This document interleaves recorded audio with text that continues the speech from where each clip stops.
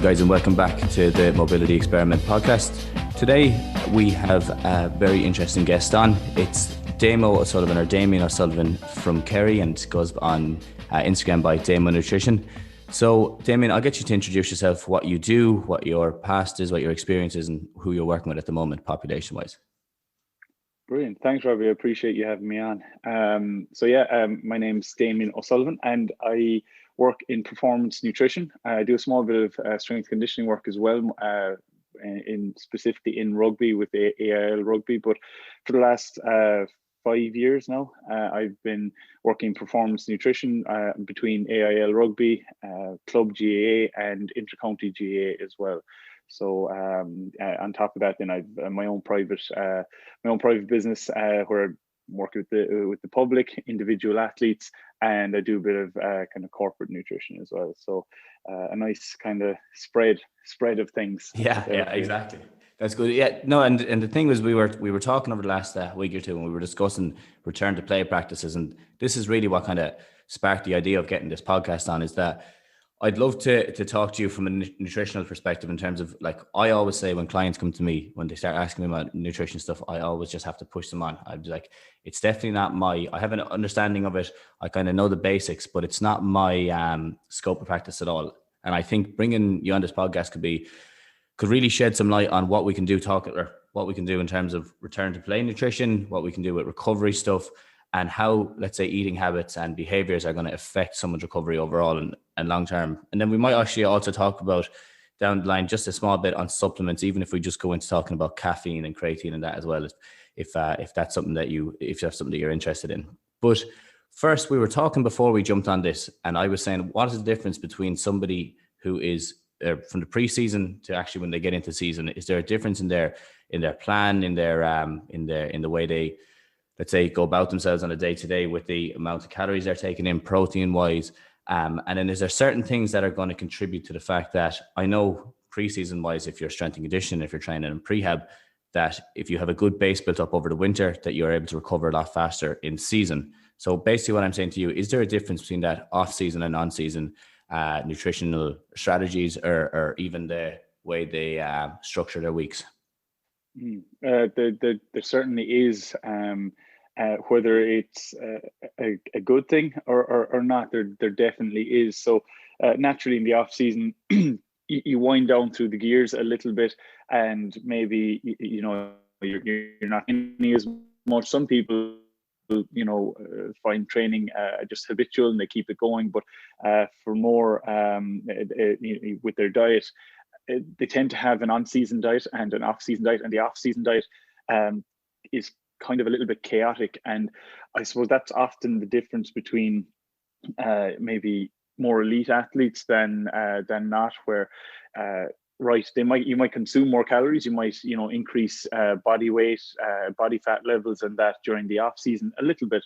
But what I tend to notice between athletes who come back and get through preseason and often through the entire season at a higher level than others is that their off-season dieting and their off-season food practices really are still in line with their in-season to some degree. Right, there might be, as I said, more calories going on board. You might find that their diet might not look as maybe elite as it would in season a little bit, but in general their routine stays the same. And I suppose that would be the first point that I'd definitely like to talk about, is that your routine is the biggest thing to start off on. If you're in season now, obviously we're at the return to play side of things at the moment, and teams are back doing their mini pre-seasons. But if you lack a routine with your diet from day to day perspective, and that's kind of generally 7 days a week, if you lack a routine there, you're going to find it very hard to work on fueling, to work on recovery from training sessions, from weight sessions, whatever it might be. So that routine from a day-to-day perspective, so that you can actually gauge your energy levels. And it's not just for performance either. It's your energy levels for work, for life, as well as performance. And then how you recover, how that affects your sleep, how your sleep affects your dietary choices, all these kind of things. If you don't have a routine, then you really are kind of blindly throwing a dart at a dartboard and hoping to hit the bullseye. You're setting yourself up poorly there. So that having that routine is generally the first place that I'll start with most athletes. And as I said, when guys or girls come off their off season, that those who come in with a routine, that they've maintained a routine in their off season, they're able to just kind of like a duck to water, pick up and go, and just make the changes they need to make. And it obviously, if we're looking from a body fat perspective, or if we're looking from a fueling perspective, it's only making small little changes to the actual choices they're making around that routine. Whereas if somebody comes in with no routine and their eating is sporadic, it's a bit all over the place, well, you really have to pull it back before you ever start to look at how much carbohydrate are you having, what level of fruit and veg are you getting in from a micronutrient perspective, what type of protein, how often. Before you ever start to look at that, we need to get a routine going where you're comfortable eating on a daily basis in around the same times and in similar fashions. Excellent. And then we were saying just before this, before we jumped on, we were talking about like learning how to eat and how to structure it, and structure even after training sessions, because obviously I was talking to you, what are the biggest issues that you see with people when they are getting back? And one of the things that you mentioned is that, like, because obviously their training schedule picks up a small bit, before they might have been gymming, but now they're actually trying to fit in those pitch sessions as well. And then they're also trying to get in, let's say, prehab work, or even trying to fit gym in on the same day. What issues do you commonly see? You were saying one thing I picked up on is the fact that people might be skipping a meal late in the evening and then skipping a meal late in the morning. And is there anything else that you see that goes in line with that, or even that itself, how much an effect can that have on recovery? Mm-hmm. So actually, one of the biggest things one of the biggest problems I see is, once we get back into where we are right now, that people who are trying to maybe bring down body fat levels or drop a bit of total weight, they'll skip a breakfast, and now the meal after training can be small sometimes as well, but I'll focus more on the more common, which is skipping a breakfast and kind of going like, well, I skipped breakfast, so therefore my calories are going to be lower, and that means that I'll drop the weight. Granted, you might drop the weight, but if you're not fueling yourself consistently throughout your day, it's I suppose at the start of my career, I found it a bit shocking. I'm like, whoa, look at how many people are skipping breakfast and then snacking much more late at night because they're just under fueled. They're low on energy, and they don't necessarily equate the late night hunger or the late evening kind of hunger and snacking habits to skipping that breakfast meal. Whereas what we tend to see is that when people do keep their breakfast in, even when they're trying to bring calories down to drop that body fat, when they keep breakfast in and that they've got good quality complex carbohydrates there, so they're offering up or they're giving their body a good fuel source, that they're able to maintain focus at work or school, whatever it is, college, whatever it is, they maintain those energy levels for concentration and just all around life throughout the day. But they're also getting an opportunity to get in another bit of protein there early in the morning to spike their muscle protein synthesis, to ensure that they're actually keeping their recovery going and that they're strengthening and building muscle there as they need to, which is what you're trying to do during your preseason, so that you adapt to the training stimulus and that you're able to improve as an athlete. Whereas what I tend to find, and it's not just me, it's pretty much across the board, is that those who actually skip breakfast with the, I suppose the intuitive idea that, skipping a meal will reduce my calories, I can see where they're coming from, but you're actually much better off keeping that structure there, keeping that breakfast meal in there and getting yourself fueled for the day, so that you're not creating a massive deficit earlier in your day. You're also increasing protein, as I said, to keep recovery and that going, but it just fuels your body for the day. And what it results in is that you fuel your body consistently from the morning through to the evening, whether you have a training or not in the evening, but it results in less hunger later on in the day. And it's just it's that not realizing that the snacking, the cravings that tend to come in maybe later at night, that these can be very much influenced by the quantity of food and the quality of your diet earlier on in the day. So I do find that skipping breakfast is while intuitively it makes sense to people, it actually is, it does more harm than good there from a sporting perspective. The other side of it then is that often, look, at the moment we have teams training at 7:30, sometimes 8 o'clock at night. They're there on the field for 90 minutes, and there could even be a bit of conversation afterwards, and people aren't prepared. That's the biggest issue there, is that I find that people just kind of go to training and then go home and go, oh, it's too late to be cooking a meal right now. What will I do? Might find people might have a bowl of cereal, or they might just have a singular protein shake or something like that. And they're really missing an opportunity there to restore carbohydrates, because they've just been training, so they've depleted their carbohydrate stores, their glycogen stores from their muscle, that they need to restore. They need to replace them to improve recovery, to improve energy levels, and they also need to get protein on board then to ensure that they're getting that muscle recovery, that muscle breakdown recovery going again. So sometimes I do see people who will skip an entire meal late at night because it's just late at night, and they'll say, I'll go to bed, I'll get it going tomorrow. It's just every meal that you skip, or that you're delaying the recovery process. So I even if it is late, look to get something small on board. Say you're getting home at 10:30. Some people do have to travel. Have something prepared in the car. It doesn't have to be necessarily a meal, but when you get off the field, even a banana and a protein shake, you're getting some carbohydrate on board, you're getting protein on board. You could have even a bit of a smoothie there for yourself with some oats or something like that, just to get that recovery process going.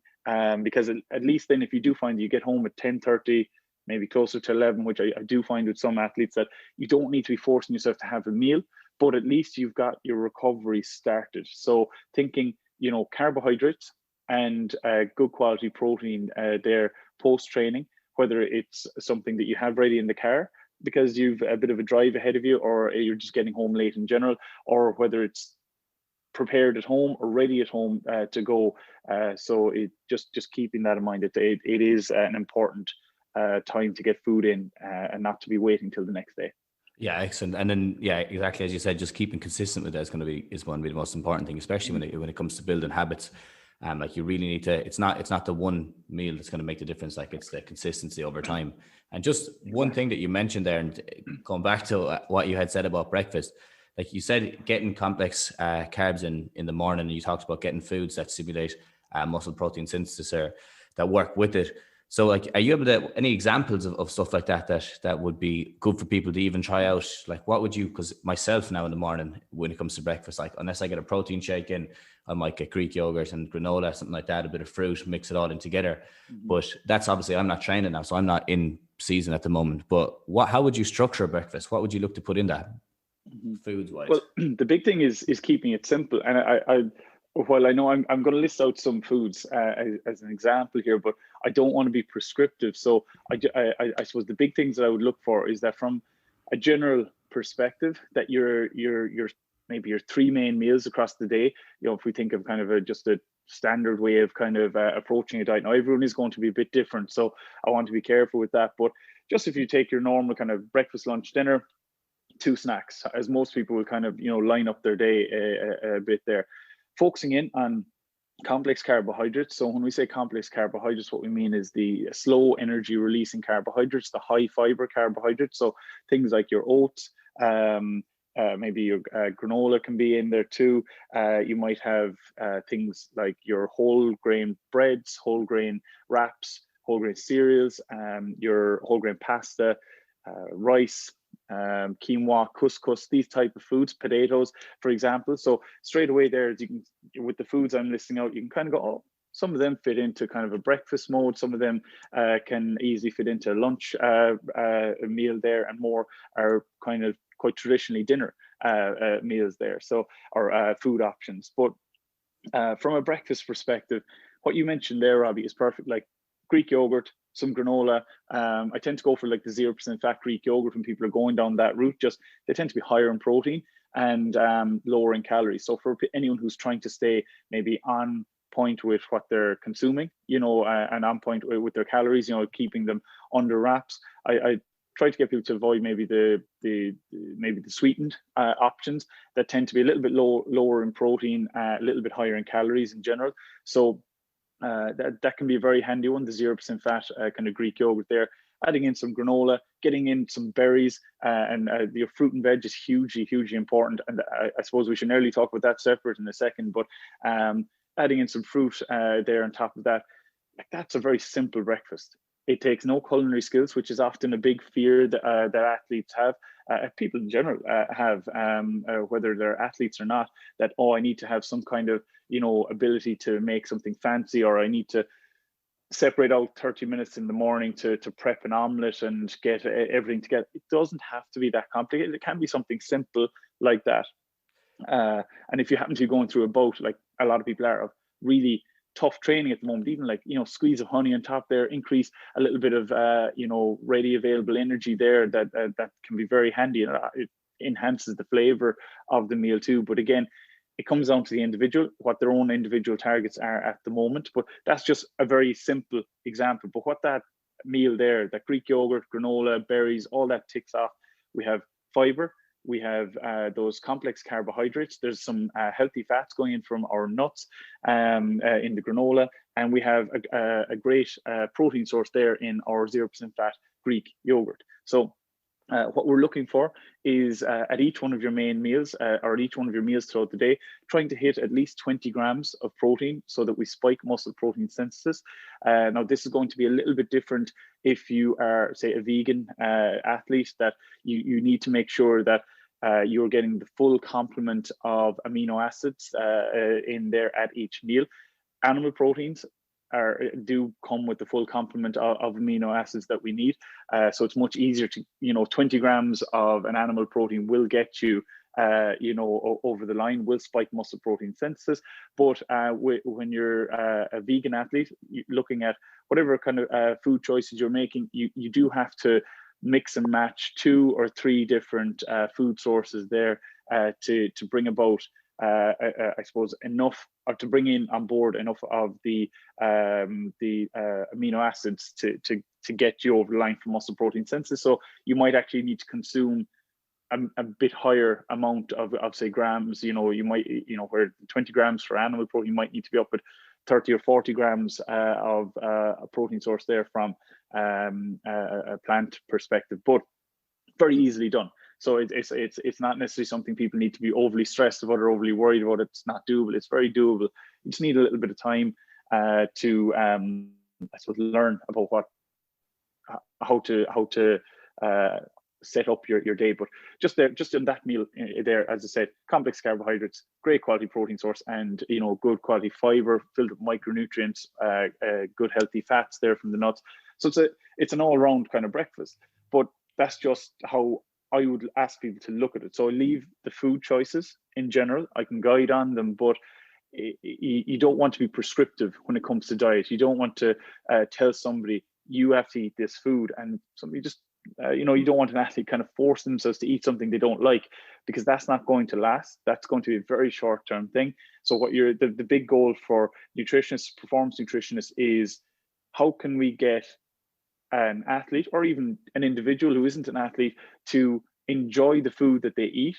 And because this is going to promote building better habits, promote building a good quality routine from a day-to-day perspective. If you're looking forward to the meals you're having, if you enjoy eating them, you enjoy how you feel after them, you enjoy how energetic you might feel after them or whatnot. So that really is super important there. So I mean, obviously, then you've your whole grain breads, eggs. You can add in all these different things, but you just keeping it nice and simple, focusing in on the foods that you do enjoy, but keeping those overarching kind of points of complex carbohydrates, 20 grams of good quality protein, and then your micronutrients as well. So your fruits there in the morning can be very handy. Excellent, and serious detail there as well, which is top class. Now, and I know exactly what you're saying. You don't want to be prescriptive in telling people what to eat, but it does sometimes. And I just know for myself, like when I'm listening to people listen to podcasts, especially when it comes to nutrition stuff, that I like to kind of get ideas, because I do get lost in like, what is, like, okay, I understand I have to hit this and this, but I don't want to be hitting the same things every day all the time, like, because you do get bored of it if it is always that. So it's nice to get a few ideas, like exactly what you said there, what you would mix in. Now, just to jump on something there, and you said we said we'd have to come back and do a little section on that. You were talking about fruit and veg, but fruit specifically is something that I get in with certain meals, but it's definitely not something I'm eating enough of over the day. And I know a lot of the guys that I work with as well are similar to that. Like, what role does fruit play in terms of performance and recovery? And why is it such an important aspect of your meal or your diet plan or like that? Why is it so important? Well, I suppose fruit by itself, it isn't going to do anything, I suppose, magical. So we tend to find with two teams. We have fruit's a waste of time, or it's sugar, and they kind of miss the wood from the trees there. Or else we've like, fruit is literally the greatest thing ever. This is what's going to ensure you recover efficiently. Well, okay, let's like anything. There's a middle ground that kind of covers, that people should try to aim for. So fruit is obviously depending on the color of it, and this is the case for fruit and veg. The color of a fruit and veg will tell us a little bit about what's actually in them. So it's not just, when you hear people say eat all the colors of the rainbow, there's a reason for that outside of just the visual aesthetic look to your plate. The different colors give us different micronutrients, which are key to, I suppose, supporting the function of our immune system and stuff like that. So often people think maybe fruit, this idea of boosting immune system or whatever, we can have this immune boosting smoothie. There's nothing can boost your immune system, and if you could, it'd be a dangerous thing. So all we do is we provide our body with micronutrients to support the function of our immune system. So from a fruit perspective, then fruit is high in fiber, which is fantastic. It helps us to pass or to digest food efficiently, and to pass our stool efficiently also. So that fiber tends to be something that we find people under consume. We find fiber in all of those complex carbohydrates that I named out, nuts, seeds, and but also our fruit. Our fruit is fantastic. Fruit and veg is fantastic for that too. But people do kind of, I suppose, under consume on fruit and veg in general. So from a public health perspective, we the guidelines are 5 servings of fruit and veg per day. Now, I don't have there's a very handy measure here to use. So if everyone takes their fist, a closed fist there, that's 1 serving of fruit or veg in your day, and like 5 of those is a considerable amount of food, which is we know for a fact majority of people are not actually meeting, or a lot of people at least are not meeting. Now, we also know that athletic environments put more of a strain and demand on their bodies, on their immune systems, to try and keep up with the, I suppose, physical demand that they're putting on their body. So we do know that athletic populations need to be consuming more than non-athletic populations. So for public health recommendations are 5 servings there. Our athletic populations, depending on the amount of their output, they might need to be up at 7, maybe even 9 servings in the day. Now, Robbie, you know as well as I know that majority of athletes are not getting probably the 5 servings in the day, not to mention getting up towards 7 or 9 servings in the day. So it really is about taking a look at your main meals across the day and using your snacks as a great tool as well to try and increase the volume there, because without getting into too much specific detail on any type of fruit or anything, just the micronutrients that we do get when we consume fruit, when we consume veg, they all do add that little bit of a support to the healthy function of our immune system and our body as a whole. So everything plays its own little part there. So if you're putting a larger demand than like through athletic endeavors on your body, you do need to ensure that you're supplying your body with a little bit more. So often we'll see people go down the multivitamin route, and one of the issues with that is that not necessarily maybe the safety depends. Like obviously, anyone who's in an athletic environment should be looking to only consume supplements with an informed sport badge attached to it. That's batch tested. But and I know we'll touch on supplements later on, but often what I find is that people will just look at a multivitamin. I don't need to eat fruit and veg because I'm having a multivitamin. Now, multivitamin is a very focused and I suppose joining of a lot of different nutrients together. Our body can only absorb what a certain amount of that when we put it in. So like it's a huge shot of a lot of micronutrients all together at once, and your body will absorb what it can. It'll just kind of grab what it can, but a lot of that, and it's so important for people to take a look at their pee after they've had a multivitamin. It'll often be dark green, maybe even bright green or whatever, but it'll be, there'll be a color to it. And when we're looking at our pee, we want our pee to be nice and clear. And that now, not that there's any issue with your hydration levels after having a multivitamin, but if you're going down the route of depending on a multivitamin and not depending on your fruit and veg first and foremost, well, you're literally peeing out most of what's in that multivitamin. So you kind of expensive piss is what is how I often describe it, and it's like as I said, your body will only absorb as much as it can in that in that very specific period where all these vitamins are just thrown in there at once. Whereas when we eat our food, when we eat our fruit and our veg, there's fiber attached. The food needs to be digested and broken down, so our body has plenty of time to absorb as much as it possibly needs and wants from those foods there. So always think food first. I know we'll touch on this later with supplements, but it's food first.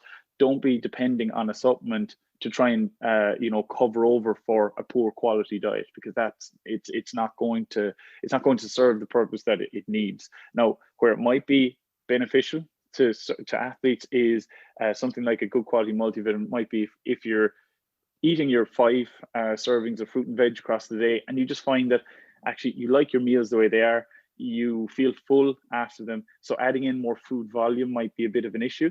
That then maybe you can top up with that and hope for the best with it. But again, I would still be trying to get in that little bit more fruit and veg from a food perspective if possible.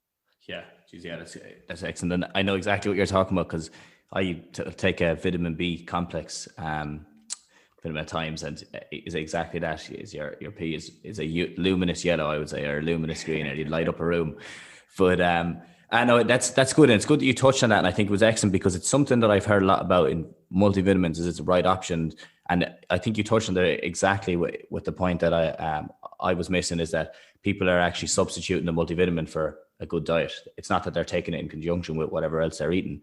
It's that they're actually saying, right, I'm just going to take this, and I don't have to get anything else in the day. And it comes back to looking at, let's say, what I'm doing from a recovery perspective is in the amount of people that I work with that depend solely on foam rolling as their only, like, their recovery tool, let's say, as opposed to movement, as opposed to stress management and sleep and all that. And they're just thinking, because of this, I see all the guys in Crow Park using it, or I see the intercounty players or the professional players using it. So it must be the best way of doing it. And they get stuck in that mode. And then that's all you're trying to do is retrain them and kind of get the idea in. It might be used as an adjunct, but it's not going to be our primary recovery strategy, or it's not going to be the best way to go about things.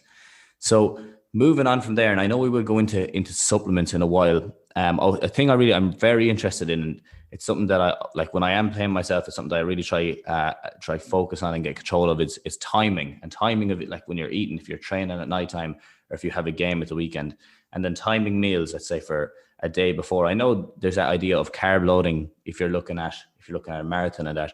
But what's your thoughts on that, and timing for games, and even just a session itself, and a training session, a pitch session? What would you be looking at when it comes to that when you're working with an athlete? So again, like once you have your routine down, then I suppose we'll do a training session and then maybe a game separate, just because they are a little bit different. So when you're heading for your training session, depending on your job, it can be quite hard to get, to time a meal for 3 hours beforehand. Ideally, that's what you're looking for, so that your last, meal pre-training contains sufficient carbohydrate and good quality protein source there as well.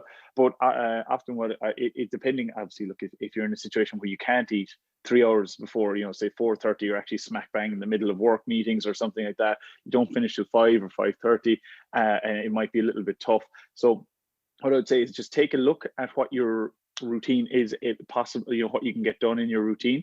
If you find that, say, you can't eat in around 4:30 ahead of, say, a 7:30 session, or 4 ahead of a 7 p.m. session, that make sure your lunch actually is adequate, that you're getting carbohydrate on board there, because you're going to be using that energy. So all you're doing is you're topping up your energy stores. You're making sure that your muscles have enough glycogen available, so that when you go training, there's actual energy source there for you. And then, depending on how close you can get, if you can get a meal at 4 ahead of a 7 p.m. session, then thinking about even during the week for training, you can still focus in on your complex carbohydrates, because you do need to remember there's a 3-hour gap there to training. So your complex carbohydrates, good quality protein source, and again, some veg on board. But in the, maybe, I suppose, where it kind of suits everyone, is that maybe that 60 to 75 minutes prior to a training session, having a snack ready to go, something again that is high in carbohydrates, but not your complex carbohydrates. So maybe your more simple carbohydrates, your simple sugars. So and this is only to kind of top up a little bit, so that you're not going to be hungry during a training session. Because I suppose, if you think about it, if you have a training session at 7 p.m. and your last meal is at 4, and you don't consume anything in that 3-hour period, well, it's actually going to be probably 5.5 hours from when you last eat that you get to eat again, and there's a training session in there in the middle. So you might find that you can get quite hungry towards the end of a training session. So having some food there in the, maybe, as I said, 60 to 75 minutes beforehand, so you have it absorbed, you have it digested and absorbed, and it's gone from your tummy, but something that's low in fat. So you don't want to have fat in that period of time, because it's going to slow down the breakdown of food, the digestion of food, and you might actually find that you can feel a little bit, you can struggle with digestive issues. Your stomach can feel quite full, so you might feel a little bit nauseous, especially if there's particularly heavy running session, which we know well is going on at the moment. And at the other side of it is, you might experience some digestive issues, and you might actually end up with the runs as well. So if you're eating a high fat food, so what I mean by high fat food, it could be eggs, it could be your full fat dairy, it could be just something that's maybe layered up with oil, or full fat mayo, or something that you might actually, it just might not break down as well. Or even it could be maybe a high fatty meat, which I wouldn't be a fan of. But I suppose what you're looking to have is something light. Often what I talk to lads about is something as simple as slice of white bread with jam. Or some people do like to go for things like rice cakes, or even rice cakes with peanut butter. Now, peanut butter will be quite high in fat, but when it's only a scrape, the fat content isn't too high. So, but it's just remembering it's just a scrape. So what you're doing is, here in this period, you're just trying to top up your food stores. You're trying to top up your energy, so that you can really push through the full length of a training session. Like things like sports drinks, like your Lucozade Sport and stuff like that, mixing it with some water can be very handy too in the 60 minutes leading in to a training session, so that you're sipping it into a training session. But again, just keeping in mind that if you are trying to manage your body weight, your body fat levels, that you might want to try and reduce those added sugars as much as possible. But thinking, I suppose, just on simple carbohydrates, for some people it might be a bar of chocolate. It doesn't have to be very complicated. It could be some jellies as well. But Jaffa cakes are a big thing that some people will use on game day. But that you can also use, if you can limit yourself a little bit with them, to have a few just to top up your energy stores. So anywhere in that 60 to 75 minute mark pre-training, getting some food on board, some light kind of simple carbohydrates on board, and then in the hour leading into training, liquids, getting plenty of water on board. You don't want to go into a training session dehydrated. It's going to increase, as you know well, Rob, it's going to increase your injury risk if you're dehydrated from your day. So you're using that 60 minutes to try and top up a little bit. And if you do want to get any kind of simple sugars in through liquid, things like your Lucozade Sport there can be very handy. Excellent. And just to clear up, when you're saying you want to eat 3 hours before, so let's say you've been training at 4, or you've trained at 7 o'clock, so you're trying to get in a meal at 7. Would that be your primary? Would that be your dinner? Is that what you'd be talking like you'd actually try to eat your biggest meal then, or is it something small bit? It could be. For some people it is, and it I suppose I can be very annoying to be when I constantly come back with it depends. So it does kind of depend from a dietary perspective, because for some people, if they had their dinner there, that throws them. Like they're like, Jesus, I've had my dinner at 4 o'clock in the day. What am I going to do later on? And it can be a bit of a struggle for them. But for more people, then it can be just maybe almost like a second lunch, and that second lunch doesn't have to be a sit down meal either. It can be a wrap, it can be a sandwich, it can be, whatever kind of suits you, whatever this is why it takes a little bit of time, and it is so individual in that what some people will sit down and have, say, I'm talking to a player yesterday who sent me his meal ahead of training at 4 o'clock, and it was a huge dinner. Now we're trying to manage his calories a bit, but he was like, no, this is, I was like, can we make some changes to that? And he was like, this kind of has me ready for training. So all right, we'll work around something else, and we might come back to that. But we're, I'm like, all right, we'll leave that. He feels comfortable with that, and I'm not going to, especially that's inter-county. So he's like, every training session is a trial, so you want to go in there mentally ready as well as physically ready. So, but for others, then just like even a chicken wrap or a chicken salad wrap, or there could be a toasted sandwich there goes in, and people are like, all right, that's me, perfect. It's nice and light. I know I've put energy in, and I feel good then, and I top it up in that 60 to 75 minutes before a training session. It could be, as I said, simple, like could be a granola bar, could be bar of chocolate, could be some jellies or something like that. But that's how some people approach it. So once you're kind of making sure that you are getting, I suppose, a good serving of those carbohydrates and a protein source at that 3 hours pre-training mark, you're generally doing quite well. But it will depend on the individual. So some people will have a dinner, more people then will have, as I said, like a sandwich or something a bit lighter, and they'll have their dinner then after training. Yeah, and it comes back. It's the same as anything, especially when you're working in like a medical field. It always comes back to that. It depends. I know I'm the same. I always say to everyone, oh yeah, it depends on this and that and the other.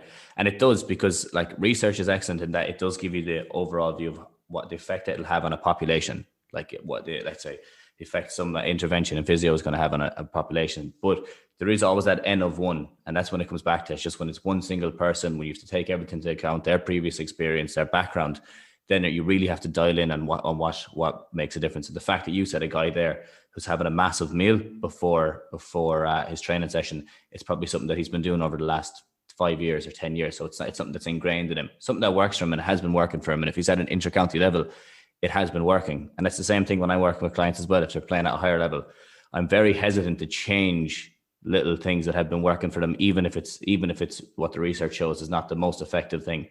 You'll be making small changes here and there around it, but you can't change someone's routine, because then they have to completely adapt. It's easy for us to tell them what works, but it actually, for them to put that into practice, will they be able to do it consistently, or will they actually just do it for the next 3 or 4 days and then never talk to you again about it? That type of thing. So it's always it's always that fine line of figuring out what you can actually change and when is the right time to change things as well. But I'm just looking at the time there, where I'd say we're gone over 35-minute mark. So what I wanted to do is I wanted to talk initially on the return to play, because I know we could be here for 2 hours. And then I wanted to talk a small bit about recovery stuff. But just before we jump into that, and we just mentioned it before, is that inflammatory foods. Is there anything about, like, what are your thoughts on them? Like, can they affect performance or recovery? I suppose in an ideal world, yeah, maybe if you're like right down to the minutiae, you might be looking to decrease inflammation soon after a training session. But inflammation is a good thing too. Inflammation, helps our body to recover. Obviously, we just don't want excess inflammation. So I suppose when people look to focus in on anti-inflammatory foods or spices and different things to add to meals, that they're great to add in. And a lot of the anti-inflammatory food choices that people will look to are fruit and veg. So, I mean, if we go back to that rant there a while ago, just consuming more fruit and veg is a positive. But it's not something that I would be urging people to focus on, because you can kind of miss the wood from the trees a little bit there from your overall diet. If you're thinking, all right, anti-inflammatory, I've just trained, I want to decrease inflammation and recover, so I'll just get my fruit and veg on board. You're like, well, actually, no, we need to get carbohydrates on board, and we need to get protein on board to get your recovery going there. From that perspective, adding in the fruit and veg, brilliant. Get it on, get that in if you can. And if following, or like getting in a smoothie that's high in maybe fruit and veg, post training is your kind of approach to managing inflammation or whatnot, then great, it gets more fruit and veg on board. But it's not, it's a tiny fraction of a percent. And like, inflammation is a good thing. It helps our body to recover. It helps.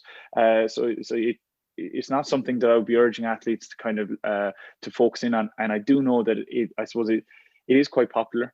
And like anything in nutrition, there's a lot of things that maybe I wouldn't deem to be that important or deem to be safe or efficacious or anything, that tend to be quite popular in the nutrition sphere. It's a very kind of opinionated kind of area, but I wouldn't be worried about anti-inflammatory foods. I wouldn't be making it a priority. Just get more fruit and veg on board, and leave it do its job. Yeah, so it's the simplest things that work, as always. Like, but I just wanted to touch on it because it's something that, especially like from my perspective, you're always looking at how we can like improve recovery time, or how you can even like get someone back to play faster after an injury. So it's something that I wanted to touch on. But I think you hit the nail on the head there when you said that it's all the other things that are going to have a bigger effect than the fact that you're avoiding those anti-inflammatory, or taking those anti-inflammatory foods, or avoiding inflammatory foods, I should say. So talking about recovery stuff now, and I don't want to hold you too long here. So I just want to, there's a few things I wanted to talk over, and then even go into a small bit on supplements at the end. So recovery nutrition, like, what's your perspective on that? How do you look at that? I know we've talked about this a lot as we've gone through it, but just in terms of like timing of food, we have touched on it. Types of food, does timing matter, or is it all about consistency? Different things like what are goals for players or targets, things like that. So I suppose in general, you could nearly say, look, the timing of food isn't a huge deal. But you and I both know that a lot of teams are training 5 days a week, whether they're on the field or gym sessions. So for some people, that could be literally Tuesday through Saturday, and they've maybe Sunday and Monday off, and they need to recover in a 24-hour period to be able to go do their next gym session, to be able to go onto the field the next day, whatever it might be. So while you don't need to kind of, this idea of, this anabolic window of I need to get protein on board within 30 minutes of finishing a session and all that, like that, you don't need to be stressing in around that. What I would say is that after you've trained, sometime in the first hour, maybe hour and a half after a training session, that you're getting a meal, or you're getting a protein source on board, you're getting your carbohydrates on board. So that could be in the form of a meal, it could be in the form of a smoothie, it could be a shake with something on the side. But this sprint finish, like you definitely have seen too. Like, lads would be almost on their last set in the gym, and they're throwing back their protein because like anabolic window. I need to get it going. Whereas it does come down to your overall practices. Like you will recover. You will recover within a 24, 48 hour period. But where the urgency is that you've a training session possibly the next day. So you want to make sure that if you're training, say tonight, that in that 60 to 90 minutes post training, you're getting you're refueling, you're repairing, and you're starting the recovery process. But tomorrow morning's breakfast is continuing the recovery process, right? It might be fueling for tomorrow evening session, but it's still promoting recovery from the day before. So is lunch, so is whatever snack you want in there. So it's kind of double jobbing. But and this is where, if people are skipping breakfast, they're removing an opportunity to recover from the previous session. And even if you think like, oh, that session was light, say it's just a skill session, grand, you might be able to recover quite quickly. But are you changing your routine then and losing a routine based off what type of training you do? Well, that's going to be very hard to manage if management, as the GA and it can be notorious for it, is that, lads, we actually want a running session tonight. You're like, yeah. Oh crap! I hadn't planned for that. So keeping that routine is so important, because it is going to promote consistent recovery. And the thing that it will tell is if your recovery is poor, and it's poor across a week, across 2 weeks, but you have a routine, Well, then it's very easy to kind of look at that routine and go, oh, well, hang on, where are the gaps here in this? What can we do to edit this that'll actually promote recovery as well as fuel your performance? Because your performance is going to isn't going to push on as much as you'd like to, or it may actually regress a little bit if you're recovering poorly. Because like if you're going out onto fields to kick ball or whatever, and your legs are like rocks because they haven't recovered well, you're not going to move well. There's a risk of injury because you're possibly underhydrated, you're under recovered, and possibly under fueled. So it really does come down to nailing that routine at the start and building then on top of that to ensure that you're able to accurately assess what your recovery is like. Yeah, and exactly. And I know, I suppose it does come back to that all the time about you are trying to just keep as consistent as you can. You're trying to just, if you can keep with that routine, and the body loves routine. The body loves not having to spend energy trying new things all the time, because that's what it is when it comes down to it. It's the fact that, like, across any level, it's that even at a neurological level or in your brain, it automates processes, so it doesn't have to use energy thinking about other stuff. And we understand that. So I don't see why nutrition would be any different when it comes to it. Training is obviously the same, recovery is obviously the same, and there's a lot of things we could go into detail on that. But I'm conscious of time, so what I want to talk about really quickly is, well, I've three things left. I want to talk about supplements for performance. I don't want to go down the rabbit hole as we were talking about it, that we could go and everyone drop everything that was said before this. And now start looking at the supplement side of things. But things that you use with athletes that you find help, and if as simple as like caffeine, things like that, creatine. What's your thoughts on creatine? Even to nitric oxide, stuff like that. What's your thoughts? So I just to preface anything on supplements, the hint is in the name. It's there to supplement your diet. It's there to supplement gaps in your diet that you're not able to fill through dietary means. Now, things that I do use. So the first thing that I would use from October 1st through to April 1st each year is vitamin D. This is a public health focus, and it's incredibly important. So we won't absorb calcium from our diet efficiently or in the manner we need to if we have insufficient levels of vitamin D. Now, we're speaking here on Irish sports.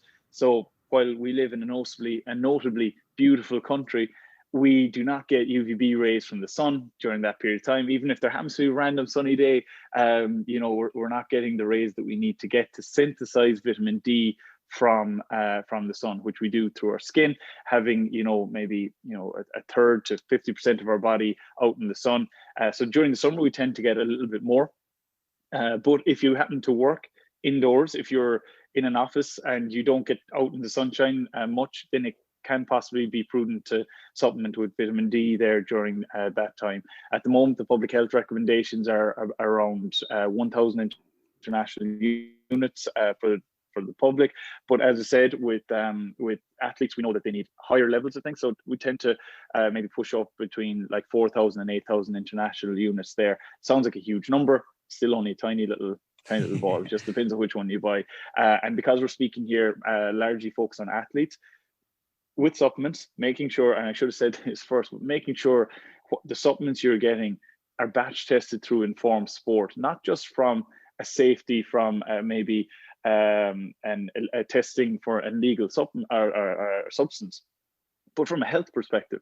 If you don't know, if you can't be sure what's in something, and the supplement industry is unregulated, so any supplement can, or they don't necessarily have to list something on their product. They could list an ingredient under several different names.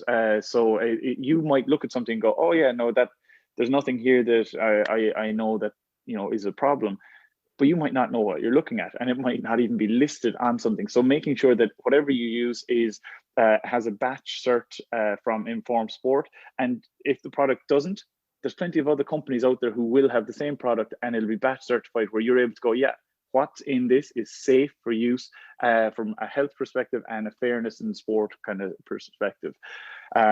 Next up, then after that is that I would look to use would be, and it depends on the diet. So if you can eat fish, obviously trying to get in fish 2 to 3 times a week is the goal first. But for some people, eating fish just is not an option. It's just, no, I you couldn't pay me enough to eat it. So from that perspective, looking at a good quality omega-3 supplement, because we know that omega-3 has very positive impact on our cognitive, I suppose, development, so our brain function, as well as our heart health. So from that perspective, omega-3 can be a brilliant thing to include. So the first two things I mentioned, vitamin D and omega-3, I'm focusing on health first. And that's how any athlete should look to focus, any person should look to focus on their diet. The healthfulness of my diet first, then the performance perspective. So if performance is ever before health, you're really putting the cart before the horse, and you're going to risk making mistakes, or you're going to risk maybe not being able to progress as much as you would like. So health first, performance second. Then next up, from a performance perspective, then creatine. It's one of the more contentious areas where people have preconceived ideas about the safety of it, or is it a steroid or whatever. It's not. So creatine is the most researched supplement in the world. So there's plenty of things going on there with it. But creatine monohydrate is all you should be looking to supplement with. And you'll see companies come out with creatine extra, creatine this, creatine that, and just ignore them. They don't. There's no added benefits, no matter what's written on the tub or on the bag or whatever it is. There's no added benefits with any of these other things. Just simple creatine monohydrate, unflavored, so you're reducing the added kind of ingredients there. So just creatine monohydrate, perfect. 3 to 5 grams per day.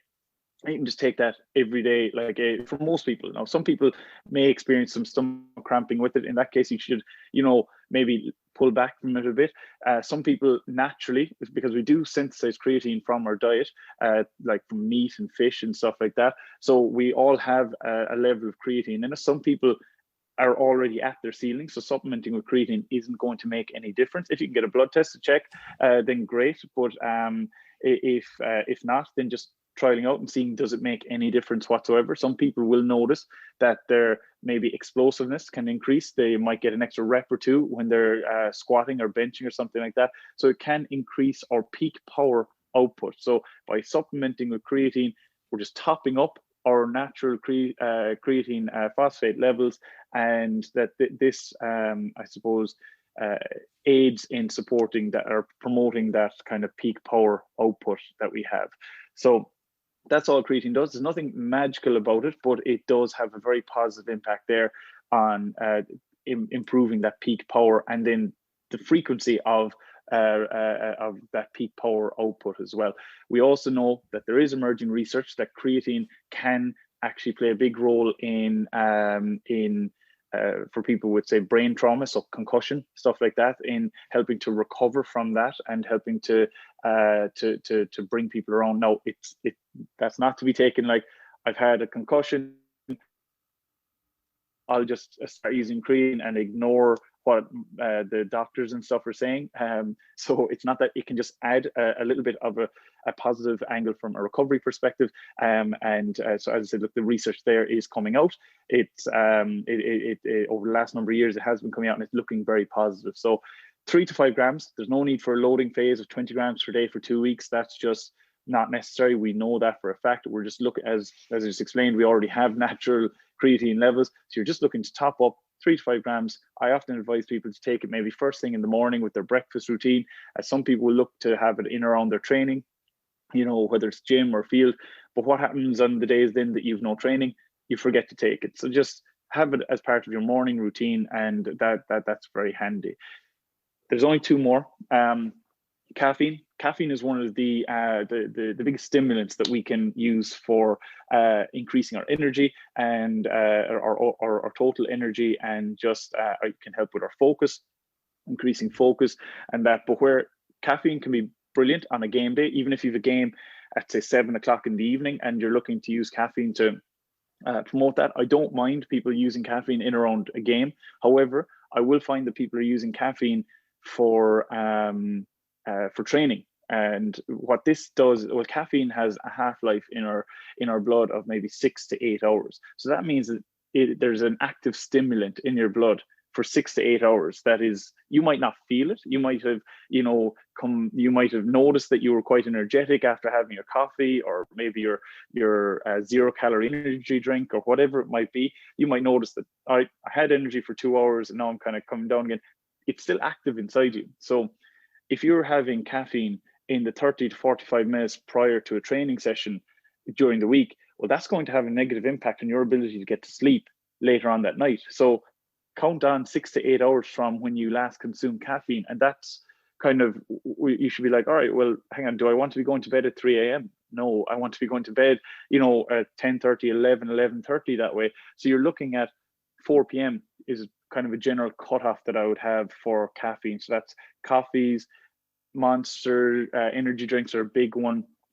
Even teas and stuff, being careful with that, because tea is people often don't look at tea as a caffeine beverage, but it is. So just making sure that if you are having those hot drinks late at night, that they're the decaffeinated, or that they don't have any caffeine in them is a good idea. But caffeine from a performance perspective, so there's we've caffeine gels and stuff like that as well. It takes roughly about 30 minutes, give or take, depending on the person, for it to peak in your blood, for it to be active in your blood there. So if you're looking at the start of your game, often I would be saying, look, maybe they're 30 to 40 minutes prior to the game, you might be having an energy drink. Depending on the person, you might be having an energy gel, like those high five energy gels that some people would have.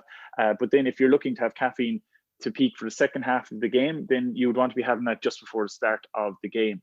And so often I would see people use them at halftime, and you're like, well, that's going to kick in after the game. So focusing on your carbohydrate gels, or your Lucozade Sports, or your jellies, something like that, at halftime is where you should be looking. But there's no sense to having a caffeine gel or a caffeine supplement at halftime in a game. So you'd be having the one for the second half right before you'd head out into the field for the first half.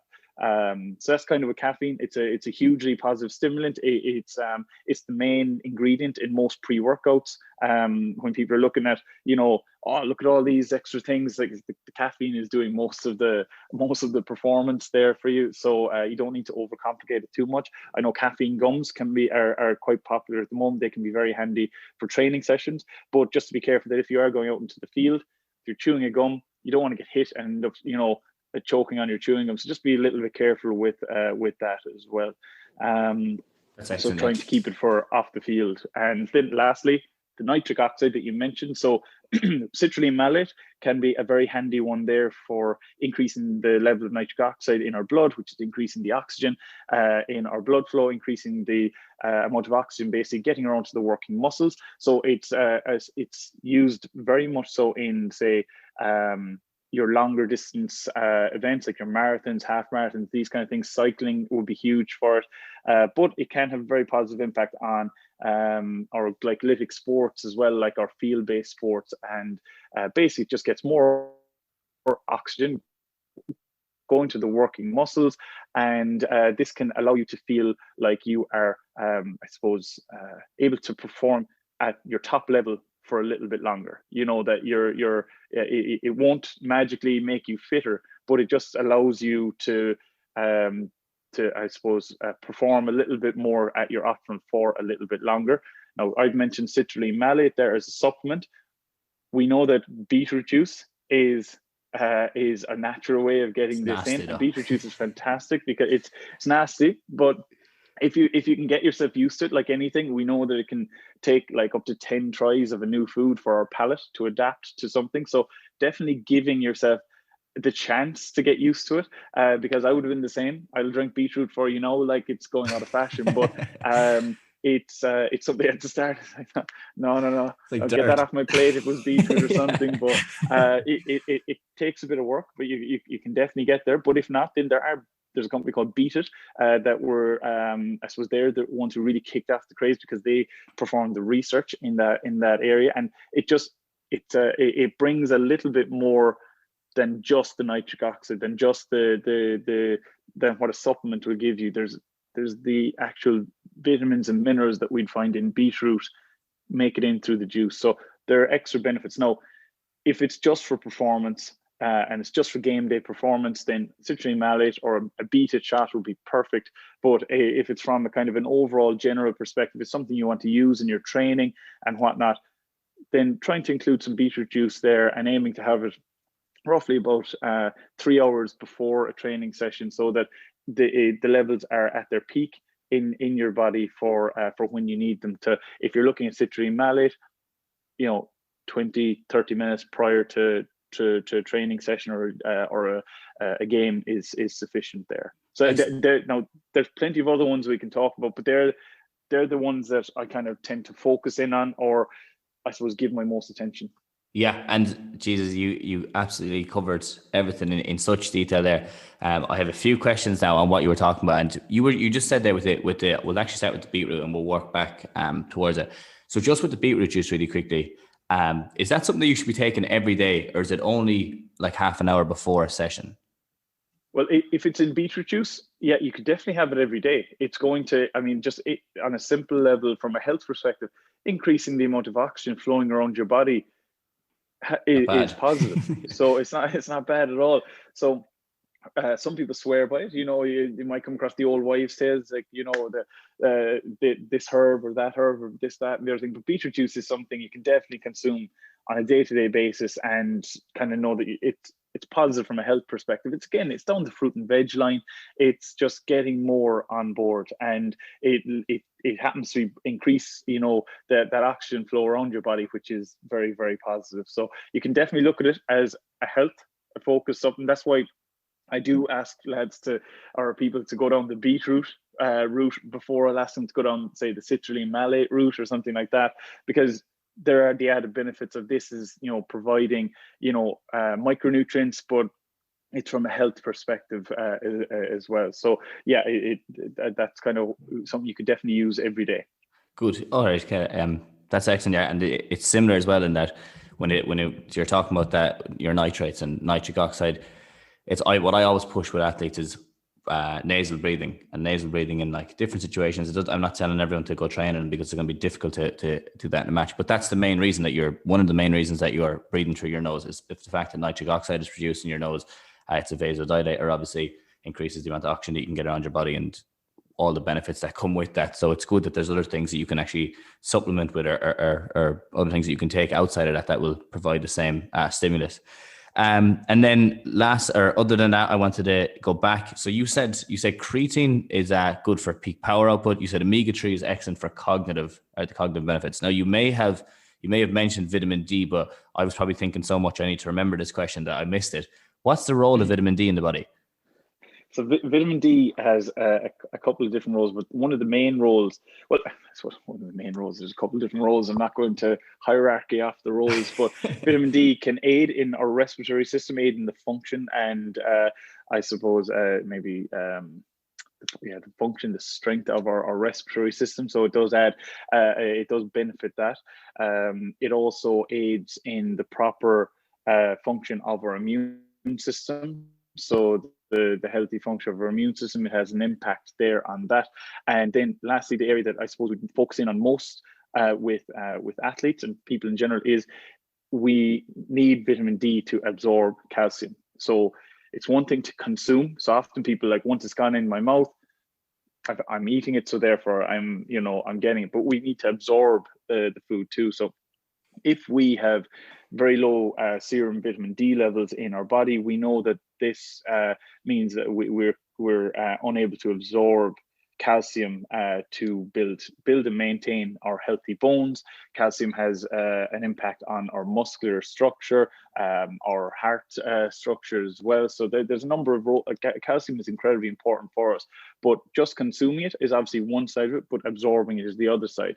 And we do know that a lot of Western cultures, Ireland specifically, Ireland and the UK, are commonly found to have low levels of vitamin D. So by consistently having low levels of vitamin D, what we tend to see in these populations are development of osteoporosis, later on in life. However, there is actually a frequency or an increasing frequency of early onset osteoporosis. Sometimes this can be linked back to, it can be seen in women in their late 20s, early 30s, where maybe they followed quite restrictive diet practices when they were teenagers, and it can have an impact on the development of bone, and not only bone length but bone strength, and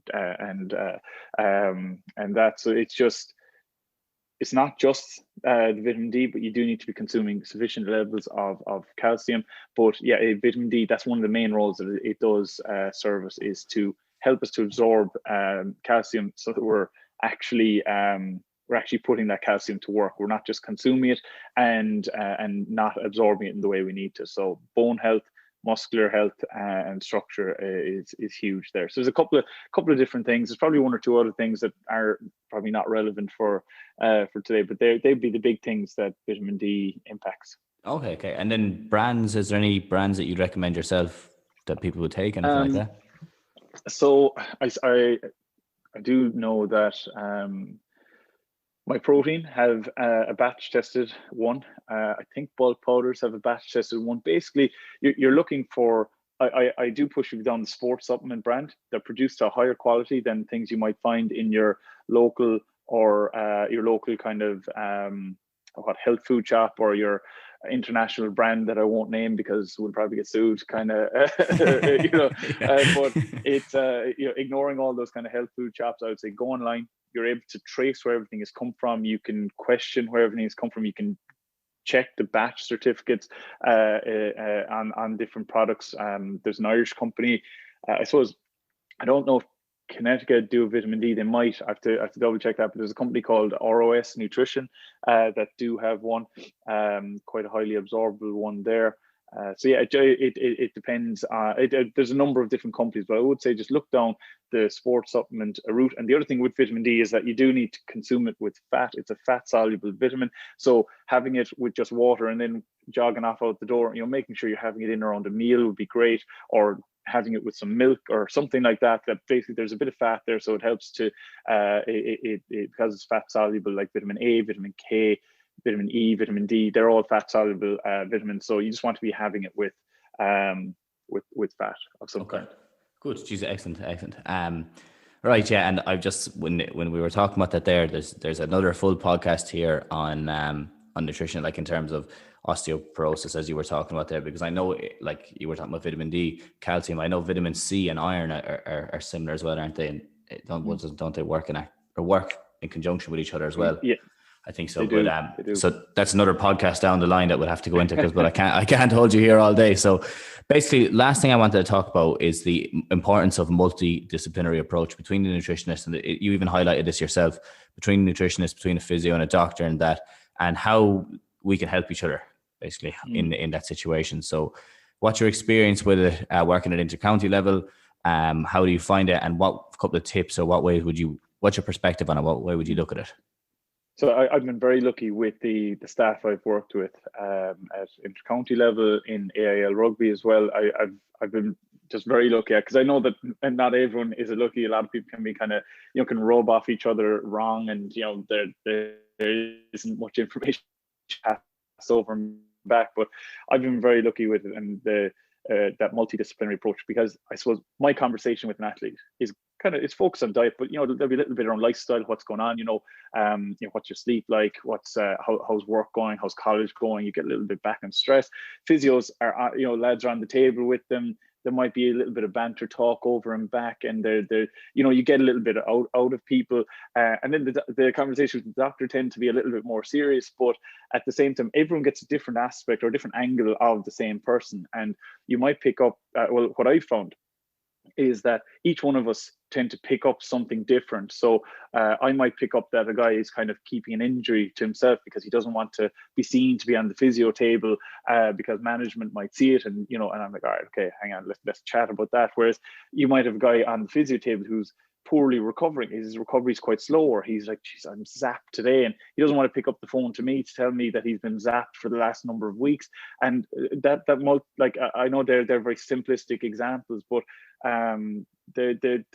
that communication between physio, between doctor, between nutritionist, between even coaching staff, that is so important, because everyone has a different gets a different angle of the same person. So somebody might actually need somebody else. So if I know that actually this guy needs to see a physio, he needs to be onto the physio.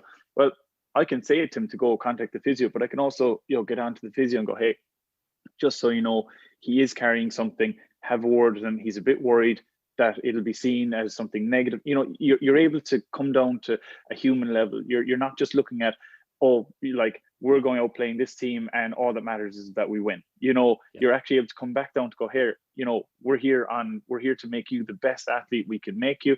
And that's all that matters. Whereas often athletes tend to not think that way. They think like, just strap it up there, I'm gone, out the gap, or, I don't need to change how I'm eating to recover or whatever. I'll just keep going as I am, or I'm injured, so therefore I won't eat, and I'll cut down on what I'm eating so that I don't gain weight, and not realizing that that's actually affecting their recovery. So physio might see that, it might be just said like, oh yeah, I've cut out a meal there or something like that, and it wouldn't be said to me because they know well that it would be like, okay, we're not doing that. But yeah, look, that I think it's one of the most important kind of setups in any team, whether you're club, county, club rugby, international, it doesn't matter. Once that interdisciplinary, multidisciplinary approach to improving athletes is super important. So it's something I would really highlight, that for if anyone is listening, any coaches or whatever, and even any athletes, that like you're mingling between each area, you're talking to everyone, and that if you're a coach and you're part of the coaching team and there's a bit of friction there between, or there's no information passing over and back, try and work on it, try and improve that, because that is hugely important when it comes to developing the athlete and developing the team overall then. Okay, and then on that, we'll cut it at this, but on that, is there a way that you change somebody's like nutritional plan, or a way you look at it different if they've had an injury? So let's say a hamstring injury, something simple like that.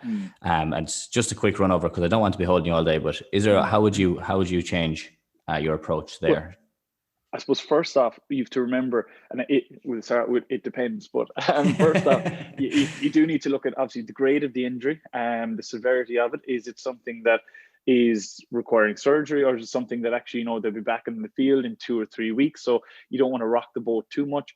But in general, what I find athletes do is, especially if they're in a situation where weight is being monitored, or body fats are being monitored, that they might go, all right, my movement is going to be much less over the next few weeks, so I'll reduce my calories, or I'll cut out a meal or something like that, forgetting that their body is actually working really hard to recover an injury.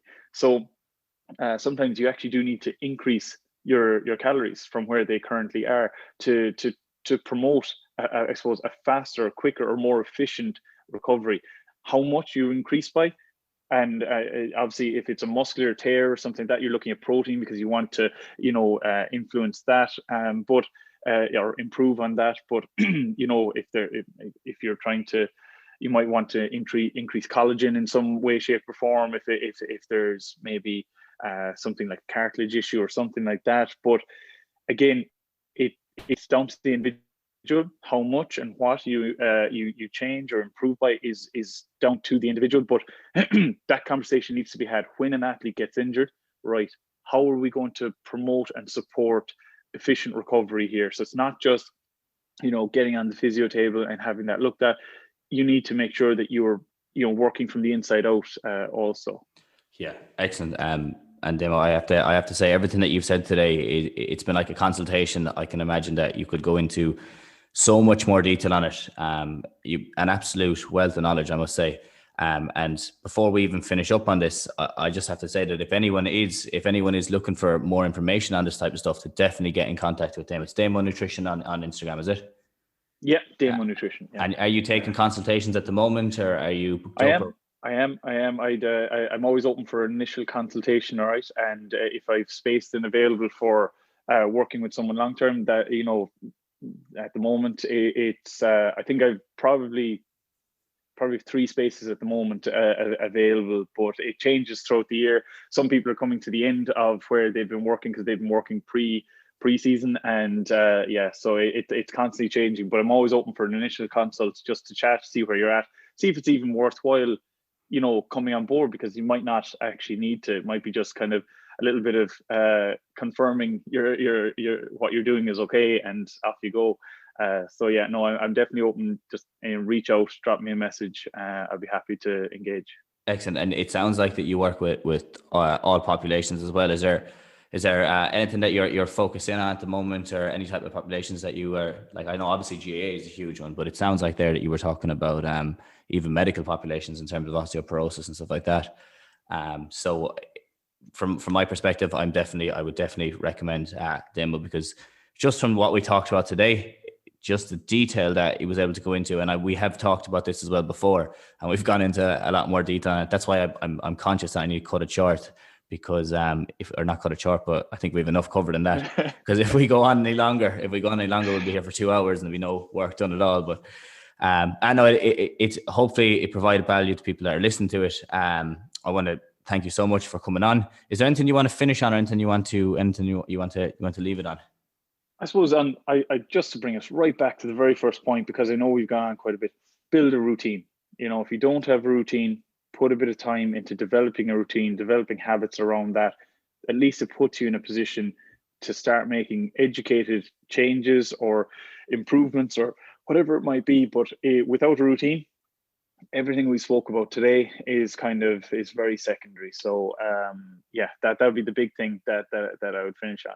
Excellent. So yeah, lastly, thanks a million for coming on, Damian. If anyone, guys, is listening to this on iTunes, or if you're listening on Spotify, and if you're involved in GAA or rugby or soccer or anything like that, I'd love if you could send this to a friend, because I know that there's so much value to be taken from this, and there's going to be people missing out, especially your teammates. This episode itself it's going to be something that I send to all my clients, and I'm going to tell them to send it to their teammates, because when you're talking about this and you're looking at a team, it's like GAA is not an individual sport. You have individuals playing a team sport. So it's really about everyone doing the best they can to perform as best as they can. And when you're listening to the guys who are on the ground level doing it, working with the top teams, that's where you really need to take it, as opposed to somebody who's just posting up random stuff on Instagram and throwing out little details of stuff that they read somewhere else. Damo here is putting it into practice. He's excellent. He really, really knows what he's talking about. So I can't recommend him enough. But yeah, guys, thanks a million for listening. If you are on Spotify, or if you're on iTunes, if you would leave a comment and rate it, that'd be excellent. And if you could share it on your story on Instagram, that would go a long way as well. But that's everything from me. Thanks a million, Damian, for coming on. It's Damian O'Sullivan, Damian Nutrition on Instagram. But yeah, thanks a million for coming on, mate. Pleasure, Robbie. Thank you. All right, and we'll chat all again soon. So thanks for listening, guys, and we'll chat to you at the same time next week. Have a good one.